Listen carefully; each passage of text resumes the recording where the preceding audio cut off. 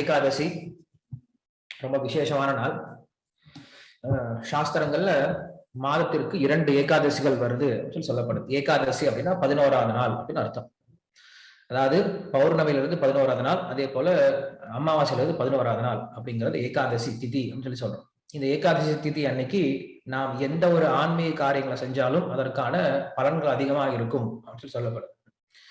பொதுவா இந்த ஏகாதசி என்ன சொல்றாங்க அப்படின்னா, பக்தி தோன்றுவதற்கு, பக்தி உற்பத்தி ஆவதற்கு மிக முக்கியமான ஒரு நாள் அப்படின்னு சொல்லப்படுது. இதெல்லாம் ஒரு ஸ்பெஷல் ஆஃபரை போல. இப்ப நம்ம தீபாவளி ஆஃபர், பொங்கல் ஆஃபர், அப்புறம் அக்ஷய திருதி ஆஃபர் அதெல்லாம் பண்றோம் இல்லையா?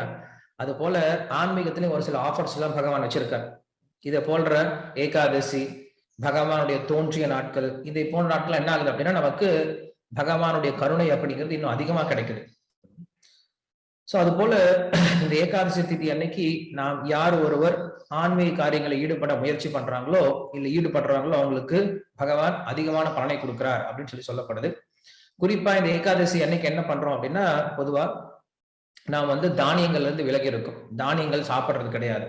இன்று ஒரு நாள் மட்டும் ஏதாவது கிழங்குகளோ, காய்கறிகளோ, பல வகைகளோ, பால், தயிர் இதை போன்ற இயற்கையான ரொம்ப சாந்தமான ஒரு சில உணவுகளை மட்டும் எடுத்துக்கிட்டு முடிஞ்ச வரைக்கும் நம்முடைய நேரத்தை பகவானுக்காக செலவு பண்றதுக்காக இந்த ஏகாதசி திதி அப்படின்றது சொல்லப்படுது.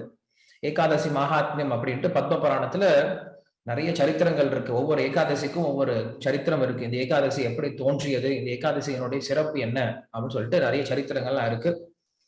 அதை வரக்கூடிய நாட்கள்ல பார்க்கலாம். ஸோ நீங்கள் என்ன பண்ணலாம் அப்படின்னா, இந்த ஏகாதசி திதி அன்னைக்கு நம்ம ஏதாவது ஒரு விரதம் இருக்கலாம். என்ன விரதம் எடுக்கலாம் அப்படின்னா, இன்னைக்கு ஒரு நாள் ஒவ்வொரு ஏகாதசி அன்னைக்கும் நான் தானியங்கள், பருப்பு வகைகள் இதெல்லாம் தவிர்த்துட்டு இன்னைக்கு ஒரு நாள் என்ன பண்ணலாம் அப்படின்னா, நிறைய காய்கறிகள் சாப்பிடலாம், இல்லைன்னா வெறும் கிழங்குகள் சாப்பிடலாம், இல்லைன்னா வேர்க்கடலை அதை நம்ம வேக வச்சு சாப்பிடலாம், இல்லைன்னா பழங்கள் சாப்பிடலாம், இல்லைன்னா பால் குடிக்கலாம், இல்லைன்னா ஒரு நாள் ஃபுல்லா விரதம் இருக்கலாம், வெறும் தண்ணி மட்டும் குடிச்சுக்கிட்டு. ஏன்னா இது உடலையும் சுத்தப்படுத்தும், அதே போல நம்முடைய மனசையும் சாந்தப்படுத்தும் அப்படின்னு சொல்லப்படுது.